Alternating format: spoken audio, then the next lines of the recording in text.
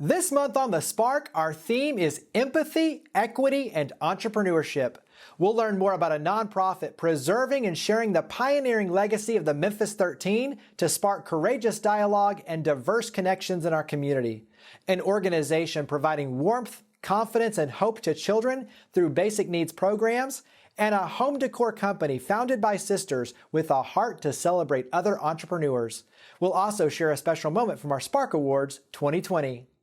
Lipscomb & Pitts Insurance is honored to serve the Memphis community for over 60 years. We've always focused on supporting our community and believe in promoting the positives, encouraging engagement, and leading by example. Lipscomb & Pitts Insurance is proud to be a presenting sponsor of The Spark.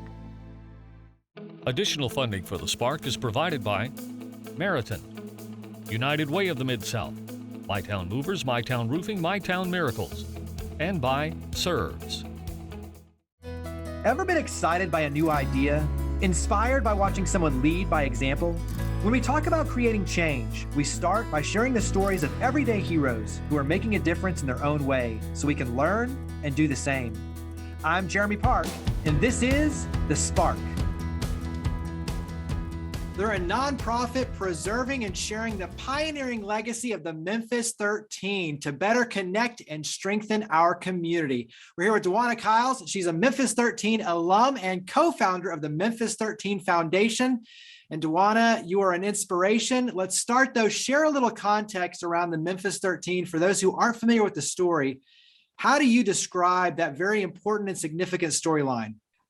We describe it as the smallest pioneers during the civil rights movement because we were 5 and 6 years old at the time, 13 boys and girls divided amongst 4 different Memphis City public schools in 1961, which was at that time still considered the Jim Crow South.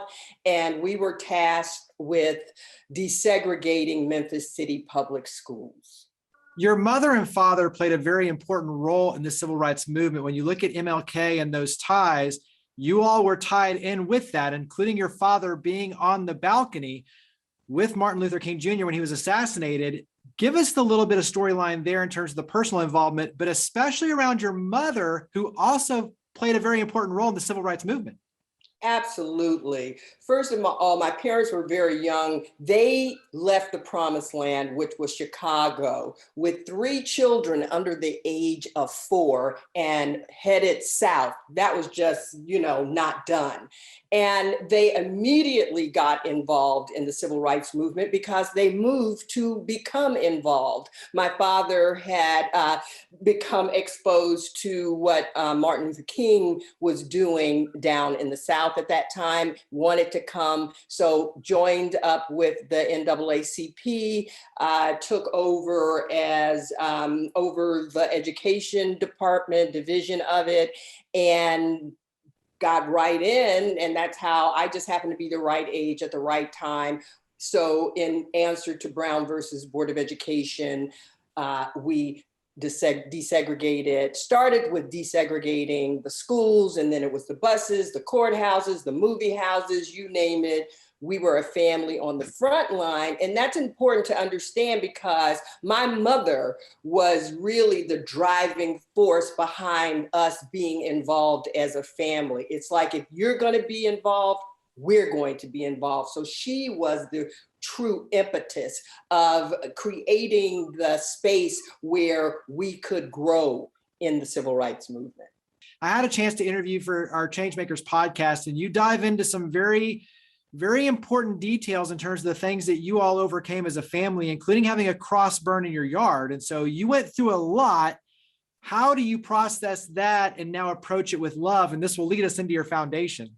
Absolutely, because I never knew how traumatized I was as I was going through the different periods in my life. It started with the desegregation of the Memphis City public schools in the 1st grade, in the lion's mouth, not just in the den, in the mouth. And then before I'm 12, like around 9 or 10, yes, a cross was burned in the yard. Then after that, Martin Luther King is assassinated on his way to our house for dinner. That was devastating. And I think something just shifted in me and locked everything down. So I never focused on the negative, but only the positive. And my parents were so good in checking in with us all the time, making sure that we were okay. And I thought I was okay until I became a young adult. And, I went to New York to pursue a career in theater, and something just happened when I started auditioning, and people would say some of the things that they would say. And I just could see myself doing things that people should not do because of the rage. So I think the rage started coming up. And it wasn't until Daniel Keel did the documentary that we really, 50 years later, that we really had a voice for what was happening. And it has taken the last 10 years for me to be able to sit here and really be able to talk to you and to deal with the trauma. So having to deal with the trauma, I'm a breath coach now. I'm a wellness consultant. And really, I had no intention of being that when I was younger. And I think just my life and wanting to heal, and it led me down that path. So you mentioned the Memphis 13 documentary that plays a very prominent, important role in the foundation's efforts. Describe the foundation and your efforts. The foundation was put together basically because when I would come to Memphis for Freedom Awards or for the 50th celebration of I Am a Man and the acknowledgement of Martin King's assassination, I would talk to high school and middle school children and ask them, did they understand what was going on? And they did not. They had no idea other than Martin Luther King's birthday. And I have the opportunity to speak to groups all throughout the nation who are so moved and touched and talk about, oh my God, this is such a great time for this story. So it broke my heart in 2018 to come home for the 50th, and so many of the young people, but not just the young people, even their parents, just have no idea about the legacy of the civil rights history in Memphis, Tennessee. So we put the organization together, the foundation together, because we want to ensure that we create value in our children's lives, and they can understand that no matter how old you are, what you do and how you feel and how you present yourself is everything. So we want to empower them, and we want to do that by showing the film, screening the film, and creating safe spaces where we can have dialogues about what it is that we're looking at. You also were honored fairly recently with a mural that you're a part of at Bruce Elementary, and there are more murals to come, which is exciting news. Talk about the murals. That's what, Jeremy, thank you for that, because that's what we're most excited about right now. In January of 2020, right before the big quarantine, we celebrated at Bruce, then Principal Archie Moss, Dr. Archie Moss, who, when he came to Bruce, realized the legacy. And from 2016, he made sure that they were doing something to acknowledge what he called the Bruce Three, because it was three of us that actually went to Bruce: Michael Willis, Harry Williams, and myself. Michael's now called Fambi Melanik. But what he did was, in 2019, he said, 2020 is a landmark, is getting ready. Well, it's right before the landmark year. Let's do something really big. And they created these murals that must be 20, 25 feet. I had no idea it was going to be anything like this at Bruce. So he is on the foundation committee. We're in the process right now of ensuring that the other three schools, which are Roselle, Springdale, and Gordon, have images of the students on that first day of school represented at those schools. And this is why, because when those children are eating in that cafeteria, which is part of the all-purpose room, every day they get to see these images. It's not only healing for us, it's empowering for them. And we want to ensure that that's happening at the other three schools as well. I love it. Wrap up with contact information, website. Where do we go to learn more about the Memphis 13 Foundation and also see the documentary?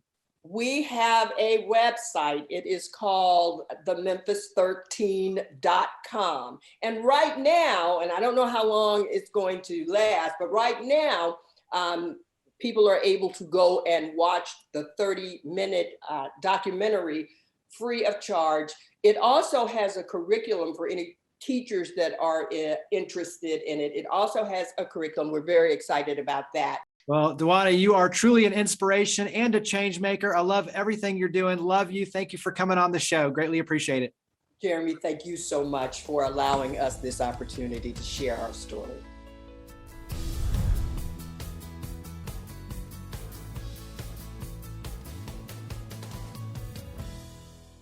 They're an organization providing warmth, confidence, and hope to children through Basic Needs Program. We're here with the Executive Director of Operation Warm, Grace Sika. And Grace, give us a little backstory on the national efforts and then obviously the efforts here in the Mid-South. Absolutely. So Operation Warm is a pretty simple nonprofit. We provide children in need the gift of a brand new winter coat or brand new athletic shoes. We've been giving kids brand new coats for 23 years. This year we'll give away 4 million coats, which is really, really exciting.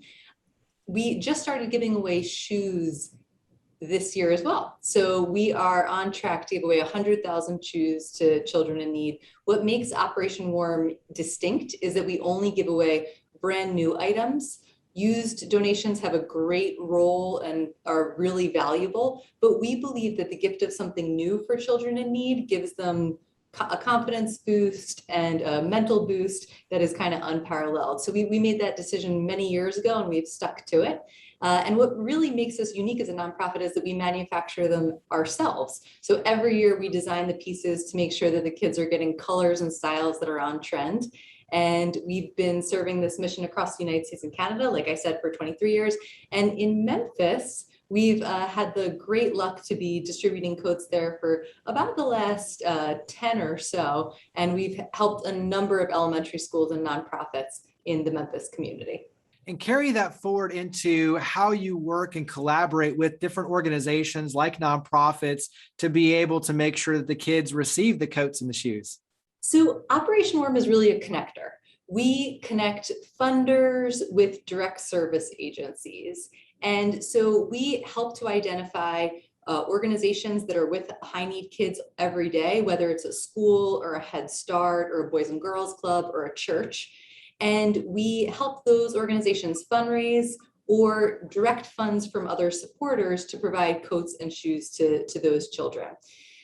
In Memphis specifically, we have a couple of really standout supporters. FedEx has been an enormous supporter for years and years.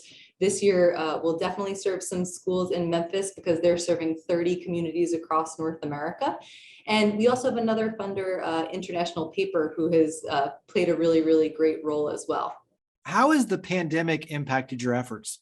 Oh my gosh, it's hard to overstate. In a normal year, we receive about 150,000 requests. Last year, that was triple. So we received 450,000 requests for coats. This year, it's tampered a little bit, but still elevated, 350,000. So we're definitely seeing more articulated need than ever before. But we've also really seen people respond appropriately who have the capacity. Lots of generosity pouring in, especially as part of like the Giving Tuesday and other campaigns and initiatives. People across the board have really stepped up to make those small contributions that add up. And for us, those contributions are really concrete. Every $25 provides a brand new coat and every $20 provides a brand new pair of shoes. So all those $20 bills make a really big difference. Well, and I think kind of that same idea of something small can have a big impact. And so what does it mean for the children who have a chance to kind of receive these gifts? What does it mean from some of the testimonials that you have a chance to be able to see? Oh my gosh, one of my favorite stories of all time is from Memphis. And so I'm lucky insofar as I get to go to a lot of coat giving events and get to see the joy on kids' faces. But I was outside, I was at a school with FedEx actually, and the volunteers were inside giving coats away to the kids. And the way that program runs is kind of exceptional because we pick really high needs schools and we give every kid a brand new coat. So there's no distinction of this is a poor kid's coat. It's just an elevation for the whole community and it makes it really, really joyful. So I'm at this event and I'm standing in the doorway and this little boy comes up to me and he could not have been more than 7 years old. And he slips his hand in my hand and he looks at me and he says, "Is this Christmas?" And I just melted on the spot. I was like, something like that. I think that, for all of us who are fortunate enough to have our basic needs met, food, housing, clothing, it's hard to understand what that type of need and experience is like. But the great thing about kids is their candor, and they will just tell you like, wow, this means so much to me. This is like a Christmas gift. This is the color that I love. This is, my mom's going to be so proud. So there's no shortage of great juju at these events to go around. Go ahead and wrap up with website, social media, and where to go to learn more about Operation Warm. Yeah, that's it. Our big social hashtag is #MoreThanACoat, because that's what we like to say that we do. We give kids more than a coat, and we inspire a lot of goodwill and community and joy with the gift of a brand new winter coat. So look for that hashtag, and we really appreciate all the support that we get. Well, Grace, thank you so much for all you and your amazing team do. Thank you for coming on the show. Thank you for having us. We appreciate it.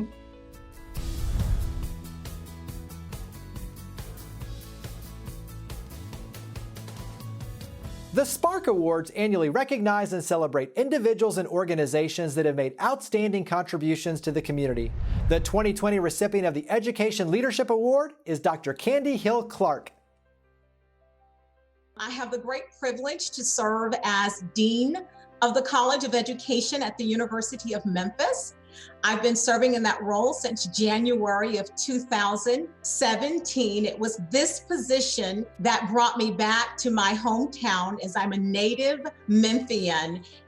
As the daughter of a retired Shelby County Schools teacher who served 41 years as a classroom teacher, and myself having served as a teacher with Germantown Schools, I know and can sincerely, authentically appreciate the impactful, hard, challenging, but yet absolutely rewarding and amazing work teachers, principals, guidance counselors, and others in our school systems do each and every day. Over the past 3.5 years in the College of Education, we've been on what we've coined as a doing better journey, borrowing from the work of Maya Angelou. When you learn better, do better. So we've really been working hard to create a culture and climate of equity, inclusion, and collaboration, and really increasing our efforts around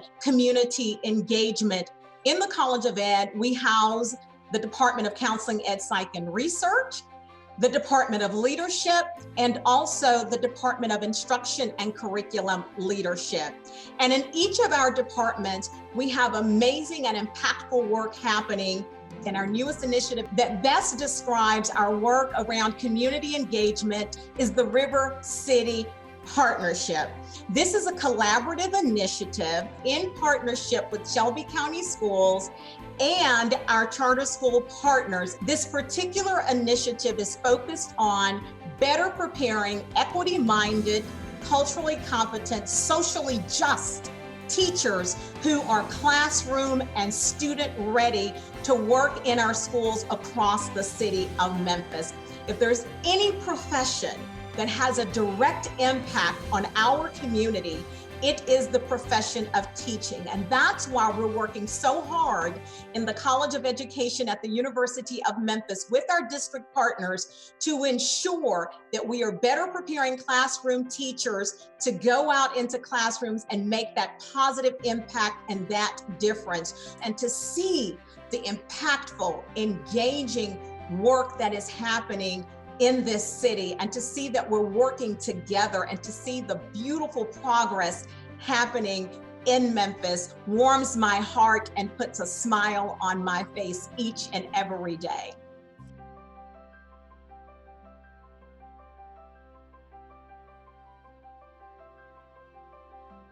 They're sisters who started a home decor company with a heart for celebrating other entrepreneurs. We're here with Kristen and Lindsay Archer, co-founders of Arched. And let's start out. You two were going down separate tracks, but you teamed up to create Arched. Give us a little bit of that backstory. Yeah. So my background, I'm Kristen. This is Lindsay. My background is in video and photography, and Lindsay's is in graphic design. And so when we first started with our image transfers on wood and marble, I was doing photography, Lindsay was doing design, and we had two separate businesses. Looking back at those business cards of the very first time, we cringe a little, but that's okay. Everybody's got to start somewhere.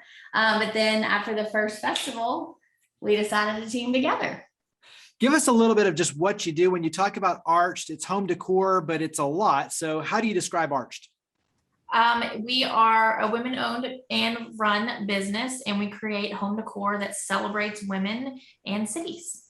And when you talk about empowering women, celebrating cities, give us a little bit of how that magic happens, because it's pretty cool in terms of what you've been able to accomplish already. So how does that magic happen? So we started out with the cities as a photographer when I was traveling around capturing photography from different places. That was sort of the first piece of content, if you will, or imagery that we put on the wood and marble. And then we evolved to combining my photography with Lindsay's design. And then Lindsay has a whole collection of cityscapes.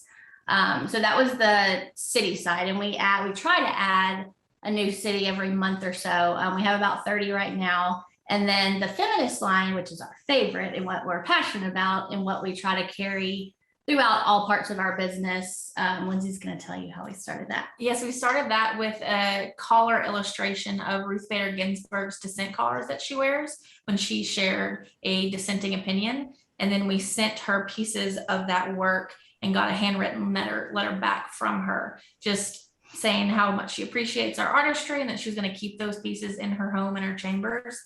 And I think receiving that letter from her, just knowing how busy she was, and, you know, a Supreme Court justice took the time to handwrite a letter back to us, people that had expressed how much she meant to us.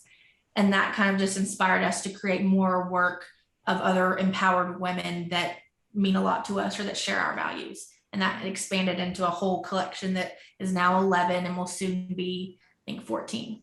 Yeah. Giving back is a big piece of what you do. So talk about giving back and supporting nonprofits. Yeah. So we decided I think in March or about May of 2020, we teamed up with a campaign for women doing research for cancer. And that was the first sort of give back program. We gave 30% of our sales that month to the American Cancer Society with this Research Hers campaign. And so when we did that, we were like, dang, this is so much more fun and so much more meaningful when we use our art to, you know, make money to give back to other organizations. And so we came up with, we give back every month now. We choose a different organization every month or every 2 months. And the organization has to empower women, uplift the Black community, or celebrate the arts. So October and November, we're giving back to Planned Parenthood of Tennessee and North Mississippi. And then December, we're doing Arts Memphis. And then celebrating entrepreneurs is something I mentioned at the onset, but you have a whole Project Stories. Go ahead and elaborate on Project Stories. Yeah, so Project Stories, we created in an effort to celebrate other women business owners in Memphis. And we wanted to find women business owners who, like us, have a specific product that they're selling. And one of the things that people are most interested in when they don't know us or just meeting us is, how do you work with your sister? I could never work with your sister. I could never work with a family member. And so the purpose of the project was to, one, explore the relationships between the women duos, but also just to get to know other women here in Memphis. And it was great to kind of hear their stories and be able to bring their stories to life through videos, through our background and our skill set of design and video, and just explore those relationships of what make those women successful. And a lot of it was just building on the strengths of each other. And that was a common thread that we found in all of their stories. Well, the last question is the easy one. Where do we go? Because for what you do, gift giving season year round, great opportunity. But where do we go to check out all the amazing goods and also to get involved? So website, social media, where do we go? We are Get Arched on everything. So GETARCHD. So getarched.com, and on all social media, we are at Get Arched. So get arched is the verb. So arched is the noun. And when you get arched, you're experiencing arched. There you go. Well, absolutely love everything you two are doing. Thank you so much for coming on the show. Thank you. Thanks for having us.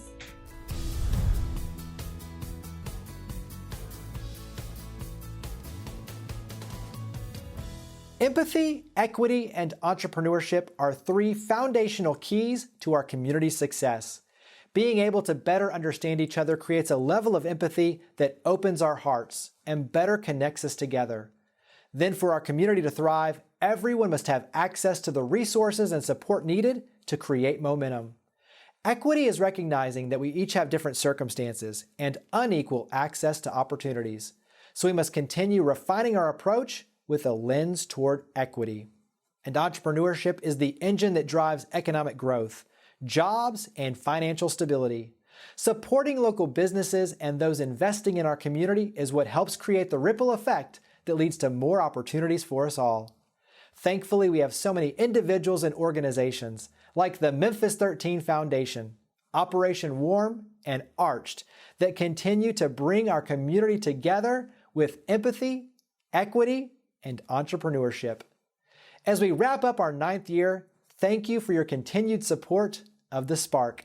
To learn more about each of the guests, to watch past episodes, and to share your stories of others leading by example, visit WKNO.org and click on the link for The Spark. We look forward to seeing you next month as we kick off year number 10, and we hope that you'll continue joining with us to create a spark for the Mid-South. Happy holidays. Lipscomb & Pitts Insurance is honored to serve the Memphis community for over 60 years. We've always focused on supporting our community and believe in promoting the positives, encouraging engagement, and leading by example. Lipscomb & Pitts Insurance is proud to be a presenting sponsor of The Spark.